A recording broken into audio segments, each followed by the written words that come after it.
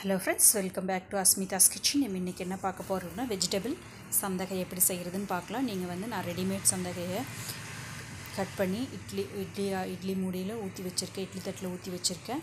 So இது வந்து ஒரு 2 minutes or 3 minutes ஆவியில வேக வச்சு எடுத்தா போதும் அந்த சாஃப்ட்னஸ் கிடைச்சிரும். ஓகேங்களா? சோ அதுக்கு அப்புறம் நம்ம எப்படி செய்யறதுன்னு பார்க்கலாம். நீங்க நார்மலா வீட்ல சந்தகை செய்யற மாதிரி இருந்தாலும் இந்த மாதிரி சந்தகை புழிஞ்சிட்டு அதுக்கு அப்புறம் வந்து ஒரு கடாயில எண்ணெய் ஊத்திக்கோங்க. கடுகு போட்டு கடுகு பொரிஞ்சதுக்கு அப்புறம் கடலை பருப்பு போட்டுக்கலாம்.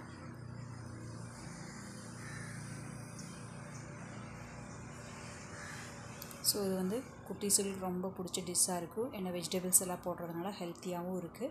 கடலை பருப்பு ஒரு ஸ்பூன் போட்டுக்கலாம். கடலை பருப்பு நல்லா பொரியட்டும். அதுக்கு அப்புறம் பெரிய வெங்காயம் நல்லா பொடி பொடியா கட் பண்ணி போட்டுருக்கேன். அதுக்கு அப்புறம் கருவேப்பிலை போட்டுருக்கேன். காரத்துக்கு நான் மிளகாய் போடலாம். அதுக்கு பதிலா இஞ்சி பூண்டு பேஸ்ட், பிரியாணி பேஸ்ட் அப்படினு ஒரு வீடியோ போட்டுருப்பேன். அந்த பேஸ்ட்டை நான் போடுறேன். உங்களுக்கு எவ்வளவு காரம் வேணுமோ அதுக்கு தகுந்த மாதிரி போட்டுக்கோங்க. ஓகேங்களா? சோ நான் வந்து இப்போ ஒரு பாக்கெட் சந்தகை அப்படிங்கறனால 1/2 kg பக்கம் இருக்கும். சோ அதுக்கு 2 ஸ்பூன் நல்லா வந்து பிரியாணி பேஸ்ட் போட்டுட்டேன். பிரியாணி பேஸ்ட்கான வீடியோவை பார்த்துக்கோங்க. அது எப்படி செய்யறது அப்படிட்டு நிறைய ஐட்டம்ஸ்க்கு இந்த பேஸ்டே போதும். நம்ம கடையில் வாங்குற மசாலாஸ் யூஸ் பண்ண வேண்டியது இருக்காது. ஸோ நல்லா அந்த பேஸ்ட்டோட வணக்கிக்கோங்க. ஸோ லைட்டாக உப்பு மஞ்சத்தூளும் போட்டுக்கோங்க. ஸோ ரொம்ப உப்பு போட்டுறாதீங்க, அளவாக மட்டும் உப்பு போடுங்க. ஏன்னா வந்து வெங்காயம் இதில் எல்லாமே உங்களுக்கு வந்து உப்பு கசப்பு ஏறிடும். ஸோ அதனால் வந்து கொஞ்சமாக உப்பு போட்டு மஞ்சத்தூள் போட்டு கிளறிக்கோங்க. அதுக்கப்புறம் நீங்கள் என்னென்ன வெஜிடபிள்ஸ் போடணும்னு நினைக்கிறீங்களோ கேரட்டு, பீன்ஸு, காலிஃப்ளவர், பட்டாணி இந்த மாதிரி வெஜிடபிள்ஸ் போடுவோம் இல்லைங்களா? ஸோ அந்த வெஜிடபிள்ஸ் எல்லாமே நம்ம ஆட் பண்ணிக்கலாம். நான் இப்போ வந்து கேரட்டும் பீன்ஸ் மட்டும் போட்டிருக்கேன். கொஞ்சமாக ஒரு 1/4 டம்ளர் தண்ணி ஊற்றி வேக வச்சா போதும். ஓகேங்களா? ஸோ அந்த எண்ணெய் அந்த தண்ணியிலேயே நல்லா வெந்து கிடச்சிரும். பாருங்கள் அந்த க்ரீனிஷ் அப்படியே இருக்குது பார்த்தீங்களா?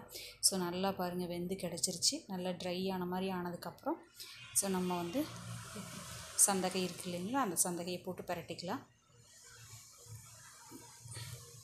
ஸோ நான் இட்லி ஆவியில் வேக வச்சு எடுத்து வச்சுருக்கேன் ரெடியாக. கொட்டி அப்படியே நம்ம ஃபுல்லாக கிளறிக்கலாம். ஸோ கொட்டுறதுக்கு முன்னாடி உப்பு நம்மளுக்கு எவ்வளோ தேவையோ அந்த அளவுக்கு உப்பு போட்டுட்டு கிளறிக்கோங்க. நல்லா மேக்ஸிமம் கிளறிக்கோங்க. உப்பு பத்துதான்னு பார்த்துக்கோங்க. சாப்பிட்டு பார்த்துட்டு பத்தலை அப்படின்னா கொஞ்சம் ஆட் பண்ணிக்கலாம். ரொம்ப நல்லாயிருக்கும்.